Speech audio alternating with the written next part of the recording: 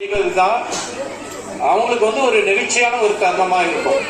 இதை எதுக்காக இதுல சொல்றேன் அப்படின்னாக்கா, நீங்க முன்னாள் மாணவர்கள் சொல்லிட்டு அப்படியே ஒதுங்கி போயிடக்கூடாது. இது போல ஆண்டு விழாவில் நல்லா நம்ம பங்கெடுத்து நம்ம ஆசிரியர்களை எப்படி கௌரவப்படுத்தணும், நம்ம ஆசிரியர்கள் எங்க போனாலும் அவங்கள நம்ம தொடர்புல இருக்கணும் அப்படிங்கிற ஒரு உணர்வு உங்களுக்கு இருக்கணும். அந்த ஒரு உணர்வு சென்ற ஆண்டு படித்த இந்த மாணவர்கள் செய்தது எங்களுக்கு மிகப்பெரிய ஒரு மகிழ்ச்சியாக இருக்கிறது. நான் மீண்டும் சொல்கிறேன், கலெக்டர் கையால வாங்குறதோ ஜனாதிபதி கையால வாங்குறதோ மிகப்பெரிய ஒரு விஷயம் இல்லை. அவங்களை எனக்கு யாருன்னு தெரியாது, என்ன அவங்களுக்கு யாருன்னு தெரியாது, கேள்விப்பட்டத்தோட இருப்போம். யாரோ ஒருத்தவங்க பரிந்துரை பண்ணிருப்பாங்க, அவங்க நமக்கு விருது கொடுப்பாங்க. ஆனா இந்த மாணவர்கள் நீங்கள் அப்படி இல்லை, எங்களை முழுமையா புரிஞ்சுக்கிட்டவர்கள்.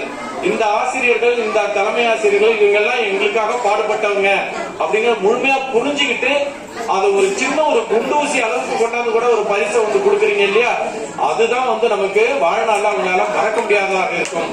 ஒவ்வொரு மாணவர்களும் நீங்கள் உங்க பள்ளியில நீங்க எங்க போய் படிச்சாலும் இதுபோல ஆசிரியர்களையும் அவங்களுடைய வழிகாட்டிகளையும் நீங்க போற்றி பாதுகாக்கணும்.